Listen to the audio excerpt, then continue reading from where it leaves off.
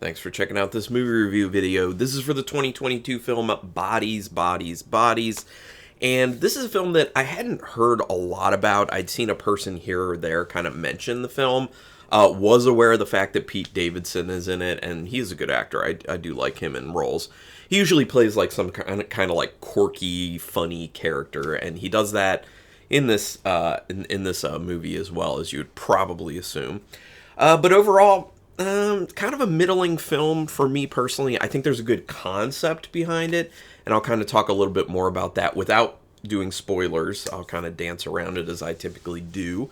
So this is a no spoiler review since it's a new film, but this isn't going to make my top 10 list for 2022. Might not even make my top 20 list, but we'll talk about the good about it and the bad. I do think it's, it's worth a watch, and like I say about films, every film is worth watching at least once just to figure out how you personally feel about it, because I do know there are people out there who really love this film. There's one person at least who I saw and really enjoyed this, and I'm like, okay, that's awesome. Just, I wasn't huge on it, and I'll tell you why, but I'll tell you the good things as well. Directed by Halina Reijn, R-E-I-J-N, sorry, tried my best. She was the writer of Instinct and Red Light and has 68 acting credits. Now, I will say, for someone who has not directed before, this is their directorial debut, although they've probably done, like short films and stuff like that. Really good. Really good directorial debut in my opinion. The film looks really good. Really well-framed shots. Good direction as far as, movements and everything like that with the characters. The acting is really good too from a technical standpoint, but overall directing, cinematography, it looks really good. So this is very promising for this director. So I would be interested to see what else they go on to do. The film was written by Sarah DeLappe and based on a story provided by Kristen Roupenian. They do not have any other credits, just so people know as far as writing goes. Apparently, Chloe Okuno was originally supposed to direct this. I don't know if that's true or not, but that would have been interesting to see what Chloe Okuno would have done with it. But I assume that Okuno wasn't able to do that because she was busy working on Watcher, which I think definitely is a better film than this. So, good call on that. So, synopsis. It's a pretty simple idea behind this. It's a bunch of friends who get together and are going to hang out, party, chill, drink, do some drugs, stuff like that, at one of their family mansions. As you do, when a hurricane's coming. So it's going to be kind of like a hurricane party, basically. They decide to play the game Bodies, Bodies, Bodies, which is just basically where, there's a secret killer, and then people are in the dark with the light of their cell phone, sneaking around, and then it's someone's found dead, and they, if someone finds them, then they have to yell bodies, bodies, body, or body, and then everyone stops and they have to try and figure out who's the killer, basically. So they're playing this game, and then things happen. It's a horror film, so you can kind of take it from there. You can probably guess a lot of what ends up happening, but you wouldn't necessarily guess what the ending is of the film, like everything behind it. So, and I'll comment on that towards the end, without spoilers, obviously. There's an interesting juxtaposition of moments of serene quiet that then end up being interrupted with kind of hard-pounding, loud music. I do like that type of juxtaposition. It's kind of cool to like show these polar opposites in the film, and I know it was very intentional, so it's really, really cool to kind of like chill out for a minute and then just have it like abruptly interrupted with just like, party music, basically. It's pretty cool. So I like that aspect of it. The music in general is very well integrated into the film as well. It's very well composed. I'm a fan. The beginning of the film makes it seem like it'll be steeped in early 20s petty drama. It is.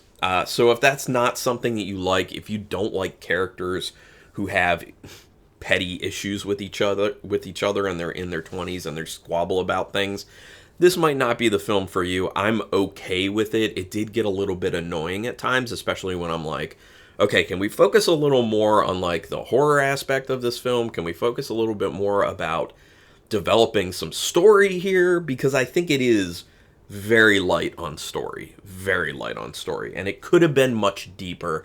Should have been much deeper. And I have some other ideas on how they could have made it better. I'll kind of say at the end without spoiling it. The characters are believable and they interact in realistic ways until things start going wrong. For some reason, when things start going wrong in the film, that's when they start to feel like, when you start to feel like they don't know how to interact with or react. So everything's going well, they're gelling well, like everything feels realistic and everything, dialogue's great. Then things go wrong, and then there's supposed to be like an awkwardness, there's supposed to be like distrust and stuff like that, but like, it's like the actors lose chemistry. And that's not good. And it's like they didn't really know what to do in certain scenes, reacting to each other. So I kind of wonder if some of this stuff was improv, because it feels awkward like that. And that's not a good thing. The other thing is reactionary. Like from a reaction standpoint, there are things that happen in this film that characters react to or don't react to in very unrealistic ways. It's very, very hard to understand why they're doing this. And that kind of points to like a writing out of convenience thing as far as the script goes, unfortunately. That type of stuff isn't great. That's just one of those situations where like the script writer is writing and they're like, I can't think of necessarily a realistic way to get from point A to point B, so this person just does this, or this person just doesn't do this, even though it doesn't actually make sense. So there is a decent amount of that stuff, unfortunately, and that kind of really took me out of the film, unfortunately. The camera work is more shaky than it really has any need to be at times. Now, during the more intense moments when stuff's really going down, when things are tense and like over the top, that's fine for it to be shaky. But I'm talking, there are literally shots where they're stationary and it's doing handheld camera and it's like, it's moving way too much for just framing the shot on a person sitting. You know, like that sort of stuff should not be happening. Use a tripod. It's been around for a long time. There's a reason it's used. Keep shots stationary. If they're stationary shots, no shakiness. We don't need it. It's something that drives me nuts. The pacing is a bit slow, but early on relaxed. But the early on relaxed kind of get together party vibe actually does inject some fun into it. You don't mind the slow pacing of it as much. Now, I will say as things get going, things do get more interesting, so the pacing picks up, but then I will say that the pacing then towards the end of the film and in the end of the film gets bad. Like, it feels like they didn't really know how to finish the film, and they just keep going. And you're just like, okay, why are we still, like, belaboring this? Can we get to the point here? So, pacing is kind of an issue. Not early on, though. I like how they use glow sticks in this film. It does look really, really cool at times. I like that. And there is a lot of time where it's done in the dark, but they use the lights on their cameras, or the lights on their phones. And from what I had read, that they actually had to kind of work a lot with the actors to kind of help them, you know, light their scenes well enough themselves, because literally, like, they're holding the light source for the scenes. And I think for having to go through that would probably be very challenging. I think they did an excellent job with that. Everything is well lit enough. You can see everything that you need to, but it also only lights enough that you need to see. So there's a lot of kind of like black space out there that kind of leaves this element of what's lurking beyond, which is really cool. So I like that aspect of it. There's there's a moment of very ridiculous delayed reaction that isn't even close to being ridiculous. There's a big moment that happens in the film. It's probably around the halfway mark, maybe a little bit before the halfway mark, where something big happens and there's a reaction that a character has to what happens where you're just like, that is extremely delayed, and that isn't even close to being realistic. So again, takes me out of it. At certain times, it seems like they're trying to make it a dark comedy, but it's kind of hard to tell. If so, the humor actually doesn't really work that well. And that's the problem. Like, I was like, there are moments where I was like, that's kind of funny, but I can't figure out if it's trying to be funny or if it's unintentionally funny. And if it's trying to be intentionally funny for this film, they're not doing a very good job because it's really not that funny. The film feels confused. The tone feels very, very confused. And I think the film overall suffers a lot because of that, especially with the ending. Especially with the ending. There's a moment towards the end that's supposed to have a lot of impact, but it is so cliche that you easily see it coming as it's kind of about to unfold.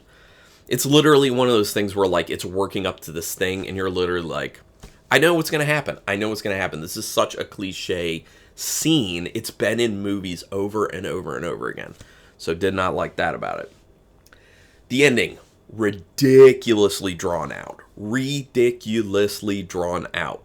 Unreal. Like I said, it's like they didn't know how to end the film. Ugh.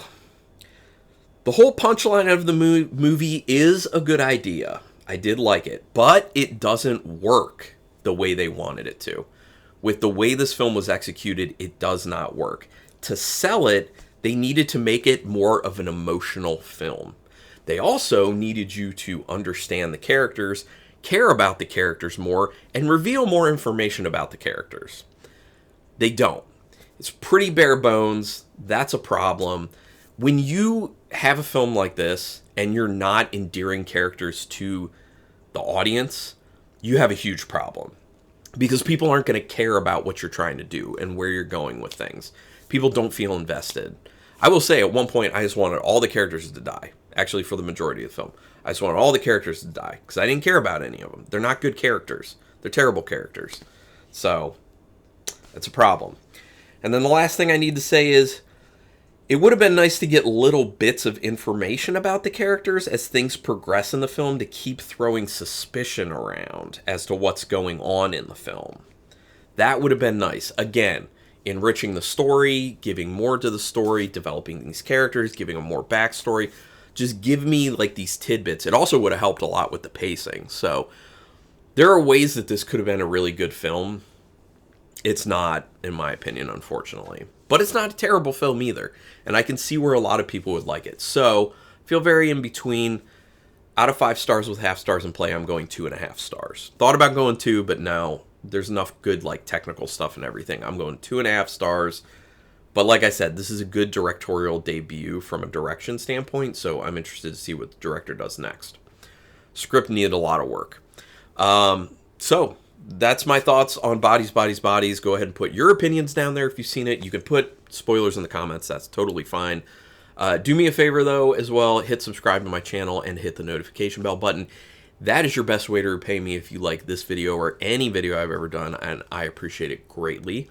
Regardless, though, thank you for taking your time to watch this video, and until next time, keep it brutal.